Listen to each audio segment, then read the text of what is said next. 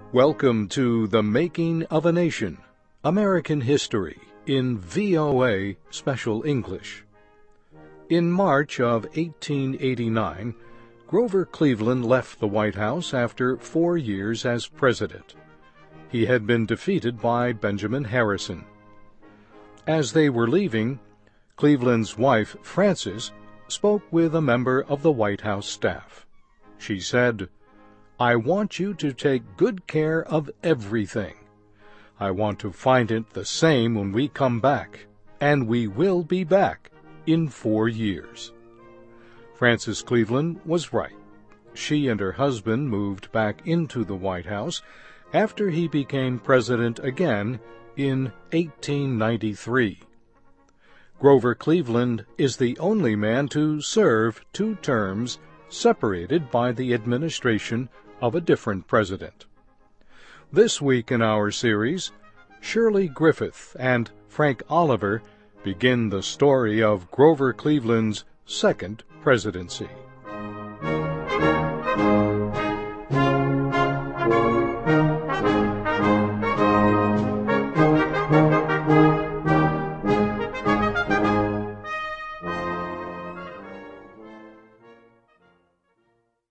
Grover Cleveland did not want to be president again, but he was worried about the future of the United States. He did not think President Harrison could solve the serious economic problems the country faced.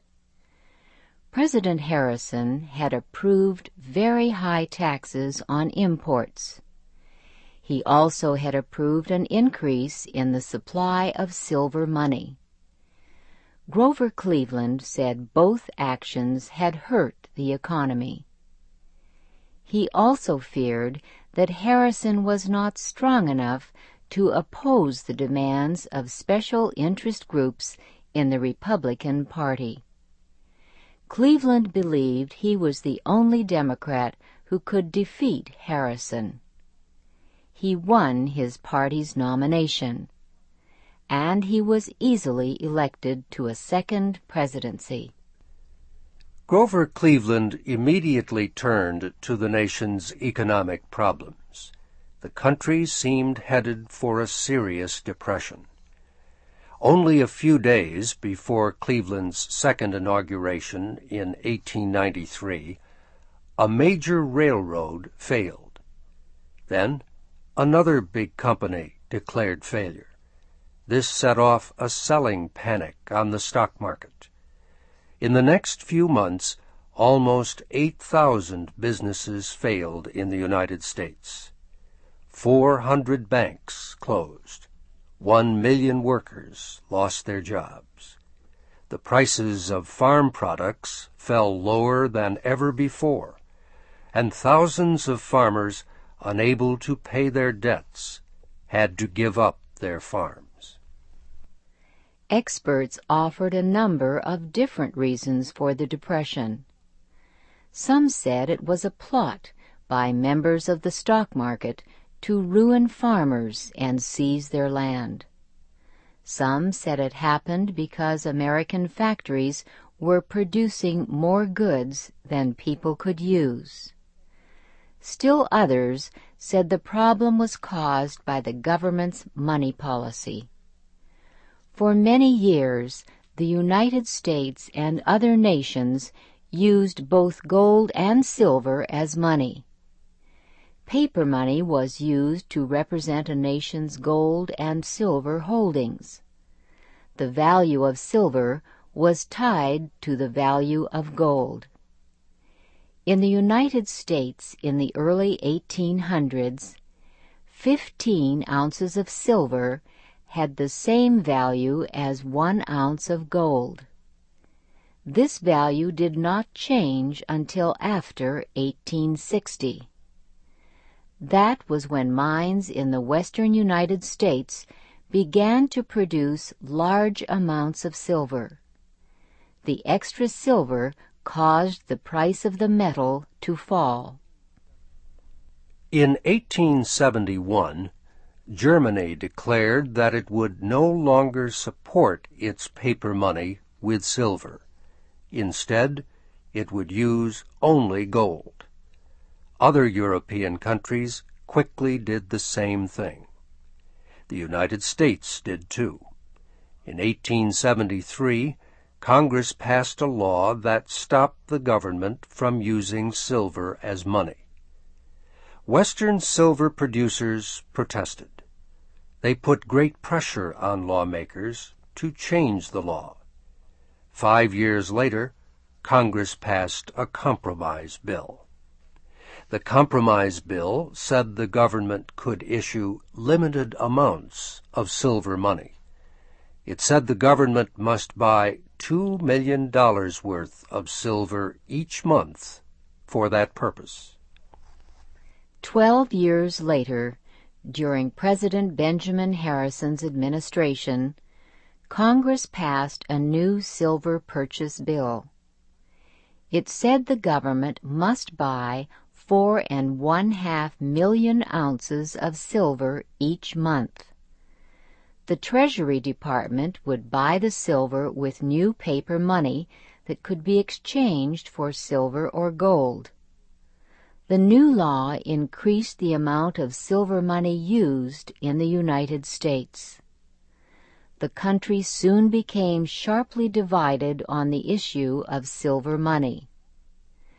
Wealthy businessmen and bankers did not want to use silver money at all. They wanted the country's economy to be based only on gold. This was what was known as the gold standard. They believed the gold standard would keep the value of the dollar high. Using silver, they said, made the dollar less valuable. Farmers, laborers, and others wanted to use silver money, and they wanted an unlimited supply of it. Without silver, they said, the country's money supply would be too small. Gold would increase in value. People who had borrowed money would be hurt. They would have to pay back loans with dollars that were more valuable than those they had borrowed. President Cleveland supported the gold standard. He opposed any use of silver for money. He said the United States should use only gold, as other nations did. President Cleveland was sure the Silver Purchase Law of 1890 had caused the economic depression. He explained the situation in this way. The law had caused businessmen and investors to lose faith in the government's money policy. They were afraid their money would drop in value as more silver money was put into use. Investors began to withdraw their money from businesses. Banks began demanding early payment of loans. Everyone wanted gold.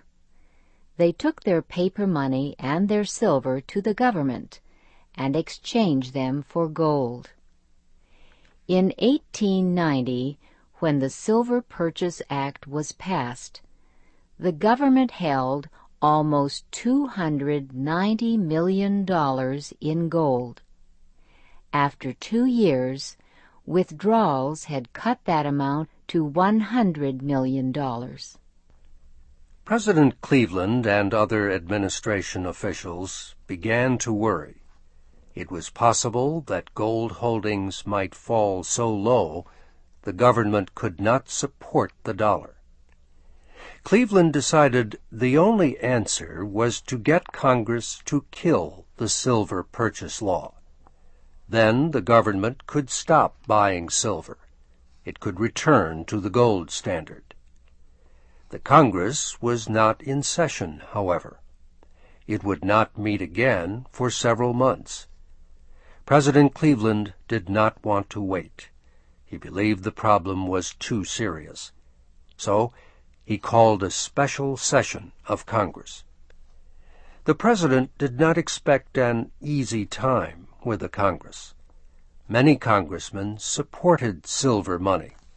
especially those congressmen from silver-producing states in the West.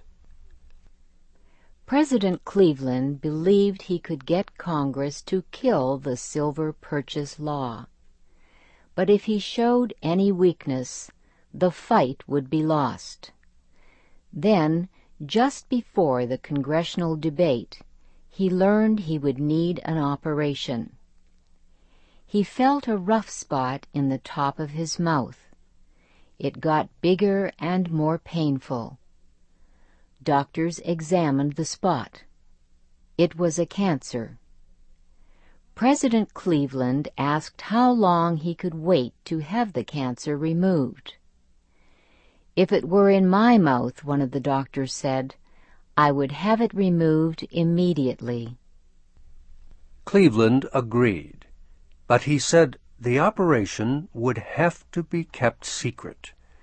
News from the White House often affected short-term activity on the stock market. News that the president's life was in danger could cause the nation's economic crisis to become worse. Cleveland decided to have the operation on a friend's boat in New York Harbor. Newsmen were told he was going sailing with his friend. Doctors made final preparations. They were not afraid of the operation, but they were afraid of what would happen if news of the operation were leaked to the press. One of them spoke with the boat's captain.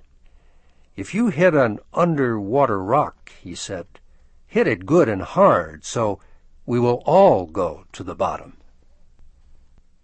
As the boat moved slowly up the East River in New York, the doctors put President Cleveland to sleep with an anesthetic drug. Then they began the operation. That will be our story in the next program of The Making of a Nation.